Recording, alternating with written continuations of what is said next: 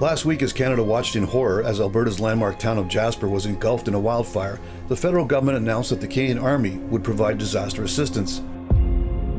In this instance, some 75 members of the 2nd Battalion, Princess Patricia's Canadian Light Infantry, 2 PPCLI, have deployed to assist residents of Jasper to safely return to the remnants of their charred town.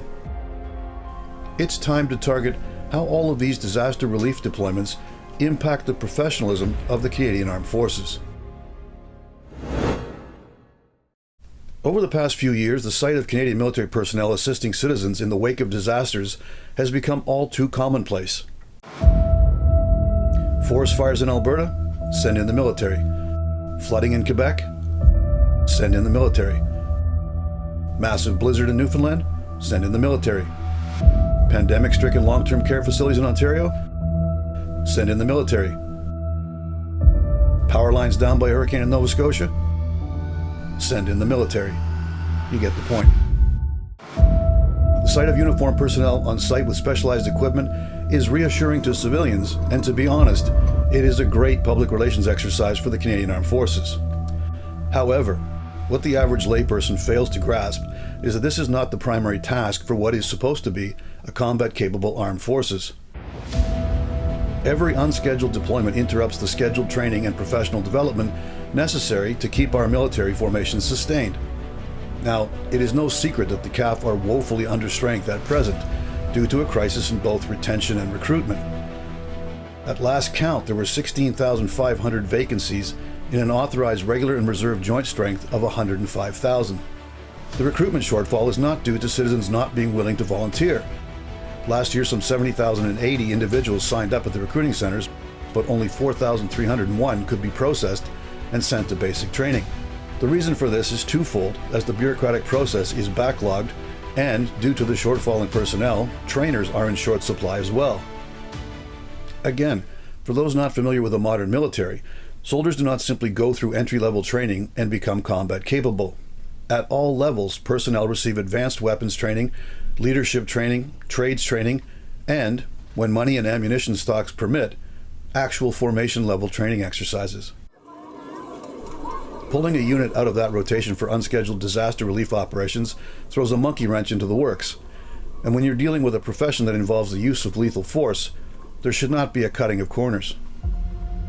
Recently retired Chief of Defense Staff General Wayne Eyre understood all too well the impact which Operation Lentis has been having on the state of readiness of the CAF.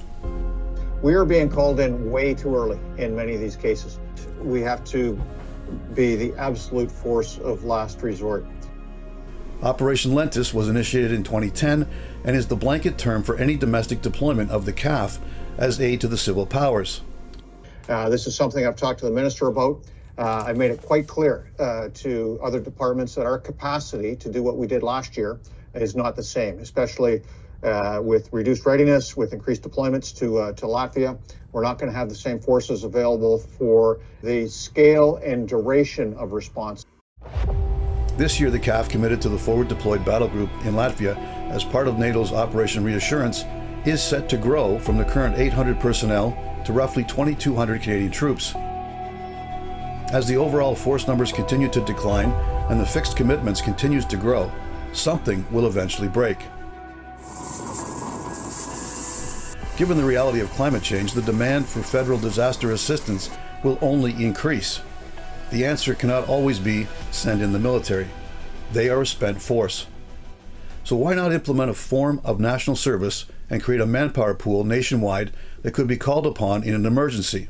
Providing relief to communities that need it the most. There is already in existence Team Rubicon, which is a volunteer force of mostly retired military personnel. Why not build heavily upon this organization as the foundation with a registry of community-minded Canadian citizens willing to deploy when needed? While we are being creative, why not purchase 24 Canadian-built CL-415 water bombers and create a full squadron of firefighters based on retired RCAF aircrew? For those Colonel Blimp still fretting about Canada not spending the full 2% of gross domestic product on national defense, we can add the cost of these organizations to the defense budget. Defending Canada's natural resources in the face of extreme weather conditions brought on by climate change is more patriotic than militarily occupying a hostile third world country. This has been On Target. I'm Scott Taylor.